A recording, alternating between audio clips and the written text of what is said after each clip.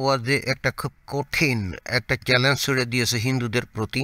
এই ওয়াজির যে বাক্য চয়ন সেটা শুনলে মনে হচ্ছে যে সে ভারতের কোনো অঞ্চলে তার বাড়ি, এবং এখানে যে মোবাইল নাম্বারগুলো দেখলাম সেটাও ভারতের হবে। এখন এই ওয়াজির কোনো কথা, অর্থাৎ এই যে চ্যালেঞ্জ যেটা উনি ছুড়ে দিয়েছেন, ভারতের হিন্দুদের কানে গেছে কিনা, আর যদি যে থাকে তাহলে তার উত্তরে তারা কিছু বলেছে কিনা আমি জানি না। তবে মূল বিষয় নিয়ে আলোচনার আগে আমরা তার এই চ্যালেঞ্জটা একটু শুনতে পারি। হিন্দু ভাই, সনাতন ধর্মাবলম্বী ভাই যখন মারা যায় তার কানের কাছেও কিন্তু একটা মন্ত্র বলে। সে মন্ত্রটা কি জানেন? পুরোহিতরা বলে এটা আনকাহি মন্ত্র। আনকাহি মানে এটা কাউকে বলা যাবে না, তাই ওরা কাউকে বলে না। আমি আসলাম হাবিবাজকে বলে দিচ্ছি, শুনে নেন ওই আনকাহি মন্ত্রটা কি। ওই আনকাহি মন্ত্রটা হচ্ছে লা ইলাহা হরনি পাপম ইল্লা আম্বা পরম পদম। ডকুমেন্টস আছে আমার কাছে, আমি এমনি বল করা কথা বলছি না, যে আসলাম হাবিব হয়তো মন গড়াই বলছে। বন্ধু, লা ইলাহা হরনি পাপম ইল্লাল আম্বা পরম পদম জন্ম বৈকুণ্ঠী প্রাপ্তি জপে নাম মোহাম্মদম। হুজুর বললেন যে হিন্দুরা যখন মারা যায় কেউ, তখন তার কানে, অর্থাৎ ওই মৃতদেহের কানে, মৃতদেহের যে কানে, সেখানে পুরোহিতরা আনকাহি মন্ত্র বলে একটা মন্ত্র পাঠ করে, যেখানে আধা আরবি আধা সংস্কৃত শব্দ আছে। এটা হুজুরের দাবি, এবং উনি রীতিমতো একেবারে চ্যালেঞ্জের সুরে বললেন যে আমি এমনি এমনি বলছি না, আমার কাছে দলিল আছে, এবং উনি সেটা পড়ে শোনালেন। কিন্তু দলিল যেভাবে সাধারণত মানুষ বলে যে অমুক নামের বই এর অমুক পৃষ্ঠার এত লাইনে বা এরকম, আর যদি হিন্দুদের বিষয় হয় তাহলে তো বলবে যে তাদের এই এই যে বেদ আছে না, বেদ বা আর অন্যান্য যে কিতাব টিতাব আছে, সেই বইয়ের নাম উল্লেখ করে বলবে যে এত নম্বর অধ্যায় এত নম্বর শ্লোক এইরকম। তো এই হুজুর কিন্তু সেরকম কিছু বললো না। এখন এই বিষয়ে আমাদের অত জ্ঞান ট্যান নাই। এখানে আমার অনেক দর্শক শ্রোতা আছেন যারা হিন্দু, আশা করি তারা এই হুজুরের যে বক্তব্য আপনারা শুনলেন, চ্যালেঞ্জ আপনারা শুনলেন, এবং তার মোবাইল নাম্বারও কিন্তু এখানে আছে। এখন আমাদের আসলে জানার ইচ্ছা যে এই ধরনের কোনো ঘটনা হিন্দুরা ঘটায় কিনা কেউ মারা গেলে। তবে যুক্তি অনুযায়ী হওয়ার কথা না।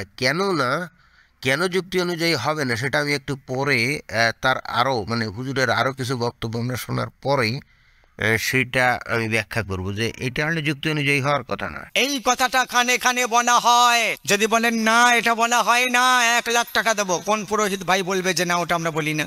পুরোহিতরা কানে কানে এটা বলে দেয়। এর মানেটা কি? এর মানেটা হচ্ছে লা ইলাহা হরনি পাপম, তুমি লা ইলাহা বলো, তোমার সমস্ত পাপ মোচন হবে। ইল্লা আম্বা পরম পদম, সেই আল্লাহর নাম উচ্চারণ করে তুমি তোমার জীবনটাকে ধন্য করো। জেনে রেখো তোমার যে জন্ম হয়েছে, জন্ম বৈকুণ্ঠ প্রাপ্তি। তুমি যে জন্মেছো মনুষ্য কুলে সব থেকে শ্রেষ্ঠ মানুষ হয়ে, সৃষ্টির সেরা, সেখানে যদি তরতে চাও, পরপারে যদি স্বর্গ লাভ করতে চাও, জপ নাম মোহাম্মদম, সেই মোহাম্মদের নাম জপতে থাকো। হুজুর 1,00,000 টাকার চ্যালেঞ্জ ছুড়ে দিল যে যদি কোনো হিন্দু সেটা ভুল প্রমাণ করে। কিন্তু এই হুজুর তো আসলে কোন বই থেকে, কোন অধ্যায়, কোন শ্লোক সে বললো সেটা কিন্তু বলেনি।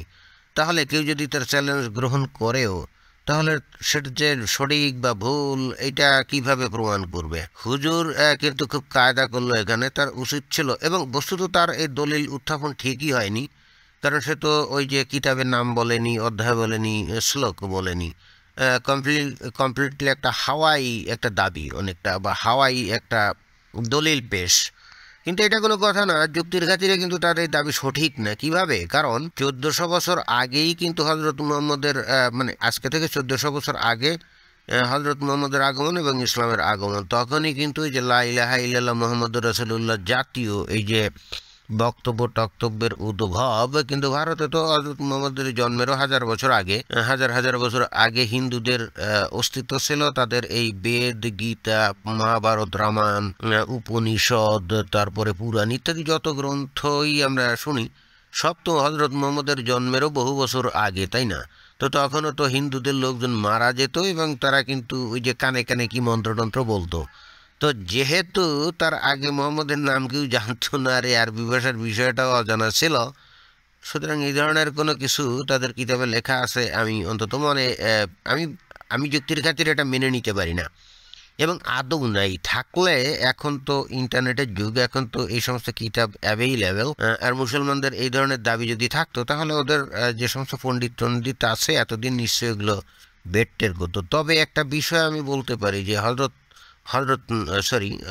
সম্রাট আকবর দি গ্রেট, যাকে হিন্দুরা মহান আকবর বলে, যে নাকি ভারতবর্ষকে অধিকার করে সেখানে সাম্রাজ্য বিস্তার করে তাদেরকে অনেকটা বন্দি শৃঙ্খলে রেখেছিল, এই সম্রাট দি গ্রেট, এই আকবর দি গ্রেট, সে অল্লোপনিষদ নামে একটা উপনিষদ রচনা করে। কাদেরকে দিয়ে? হিন্দুদের যে ব্রাহ্মণ পুরোহিত আছে তাদেরকে দিয়ে ভয় দেখিয়ে, লোভ দেখিয়ে এগুলো করে। এবং সেখানে এমন কিছু বক্তব্য সেখানে দেয় যে সেখানে হযরত মুহাম্মদ বলে একজন আসবে যাকে সারা পৃথিবীর মানুষ নবী হিসাবে মানবে টানবে, এই সমস্ত কথাবার্তা আছে। এবং হিন্দুরাও তাকে নবী হিসাবে মানবে, এই ধরনের বক্তব্য বিবৃতি কিন্তু আছে। কিন্তু এই অল্লাহ উপনিষদ কিন্তু অরিজিনালি হিন্দুদের অরিজিনাল যে উপনিষদ আজকে থেকে 1000 বছর আগে রচিত, তার কোনো অংশই না। তো সেখানে এই কথিত এই শ্লোক থাকতে পারে। অল্লাহ উপনিষদের একটা প্রেক্ষাপট আছে। প্রেক্ষাপটটা হলো যে ভারতে তো বহু মুসলিম শাসক আক্রমণ করে দখল করে ফেলছে। তারা অস্ত্রের মুখে বা জিজিয়া কর দ্বারা অথবা মিষ্টি সুরের ওই সুফিবাদের মাধ্যমেও কিন্তু এই ভারতের বেশি লোকদেরকে কিন্তু ইসলামে দীক্ষিত করাতে পারছিল না। আর ঠিক তখনই কিন্তু এই আকবর এই কৌশলটা আটে। সে চিন্তা করলো যে যদি কিছু হিন্দু পুরোহিত দিয়ে সংস্কৃত ভাষায় এমন একটা কিতাব লেখা যায় যার মধ্যে হযরত মুহাম্মদকে শেষ নবী টবি এগুলো বলা থাকবে, তারপরে আকবরকে ও নবীর মতো মর্যাদায় অভিযুক্ত করা থাকবে, এই ধরনের হলে হবে কি, তখন তো সাধারণ হিন্দুরা তো আর আজকের মতো এত শিক্ষিত টিক্ষিত ছিল না, তারা লেখাপড়া টড়া জানতো না। তো সংস্কৃত ভাষার মধ্যে যদি এই আল্লাহর, মোহাম্মদের, আকবরের নাম টাম শোনে তাহলে তারা ইসলাম কবুল করবে। এবং এটা যথেষ্ট সফল হয়েছিল তার আমলে। অনেক মানুষ কিন্তু এগুলো শুনে শুনে কিন্তু ইসলাম ধর্ম গ্রহণ করেছিল। এবং আপনারা জানেন যে এই কিতাবের ভিত্তিতেই কিন্তু একটা পর্যায়ে কিন্তু এই আকবর তার একটা ধর্ম দিন ইলাহি প্রবর্তন করে এবং সেখানে সে নিজেকে নবী দাবি করে। আমার যুক্তিবোধ বলে যে এই যে আল্লাহ উপনিষদ এই কিতাব থেকে হুজুর উদ্ধৃতিটা দিয়েছে, তার আগের কোনো হিন্দুদের কিতাবে এই ধরনের এই যে বক্তব্য যে মন্ত্রের কথা বললো হুজুর, ওইটা থাকার প্রশ্নই ওঠে না। তো তাই যদি হয়, যদি কোনো হিন্দু আপনারা এই হুজুরের সঙ্গে যোগাযোগ করতে পারেন তাহলে তাকে জিজ্ঞেস করবেন, আপনি যে যদি আল্লাহ উপনিষদকে সঠিক কিতাব মনে করেন তাহলে ওই কিতাবে তো ওই যে সম্রাট আকবর যে নবী এবং তার ধর্ম যে দিন এলাহি এ সমস্ত বিষয় আশয়ও আছে, তাহলে আপনি তো সেগুলোকেও সঠিক বলে মনে করেন, তাই না? সাথে সাথেই দেখবেন যে হুজুরের মুখ কিন্তু কালো হয়ে যাবে এবং সাথে সাথে বলবে যে আস্তাগফিরুল্লাহ বলে আল্লাহর কাছে 1000 বার কিন্তু তওবা পড়বে। তখন আপনি বলবেন যে তাহলে এই যে মানুষের অজ্ঞতার সুযোগে এই যে আকবরের লেখা একটা কিতাব দিয়ে হিন্দুদের দেশে বাস করে আপনি মানে কোন অধিকারে তাদেরকে আপনি বিভ্রান্তির মধ্যে ফেলবেন বা ফেলছেন, এই অধিকার আপনাকে কে দিল? আপনাদের হিন্দুদেরই আসলে এই সমস্ত বিষয় সোচ্চার হওয়া উচিত। হ্যাঁ, যদি সঠিক কিছু থাকতো, যদি আপনাদের উপনিষদ বেদ বা এই ধরনের কিতাবে যদি সত্যি সত্যি এগুলো থাকতো তাহলে ঠিক ছিল। কিন্তু এই ধরনের বানানো কিতাব থেকে এভাবে আপনাদেরকে বিভ্রান্ত করবে, আপনারা যদি মেনে নেন তাহলে আর কি বলবো।